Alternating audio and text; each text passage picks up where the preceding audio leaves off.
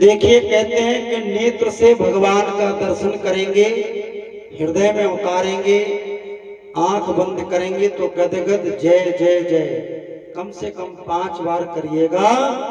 कथा सुनना, भगवान का दर्शन करना, जिह्वा है तो गाएं प्रभु का नाम।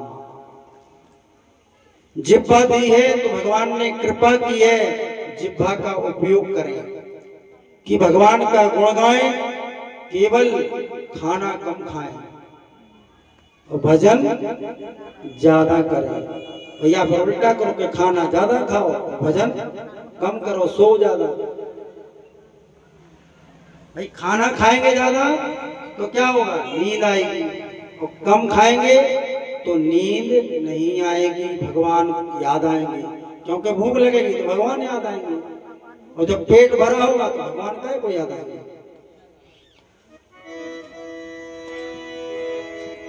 जो नहीं करही राम गुण गाना, जो राम गुणगान नहीं करते तो क्या होता है, जो नहीं करही राम गुण गाना, जी है सोदादुर जी है समाना।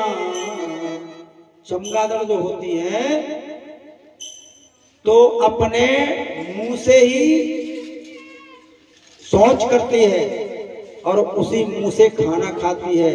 तो भगवान कहते हैं ये मुंह भी चमगादड़ जैसा हो जाता है। इसलिए हमें हमेशा इस मुख से भगवान का नाम चिंतन करना चाहिए।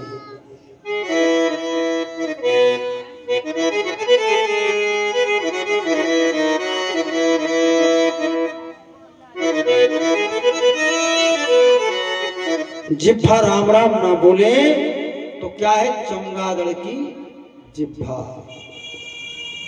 अगली बार यह जुड़ गया, पीछे तो राम की जगह आम निकलेगा। कई लोग राम बोलते हैं तो निकलता क्या है मुंह से, आम।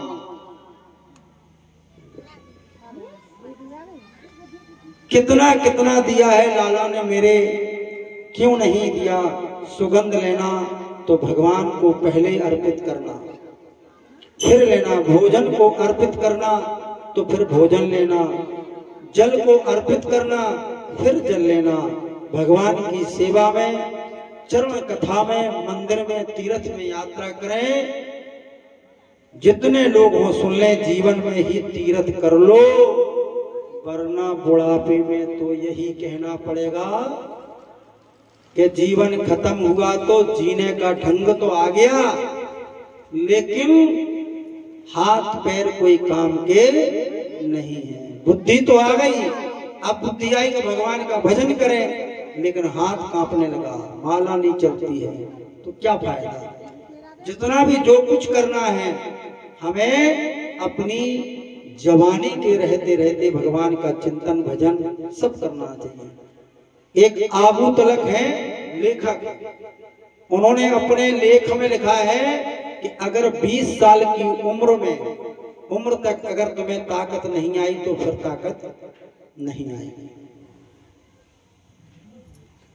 और 25 साल की उम्र में अगर तुम्हें बुद्धि नहीं आई तो फिर बुद्धि नहीं आएगी, कितनी ही कोशिश कर लेना।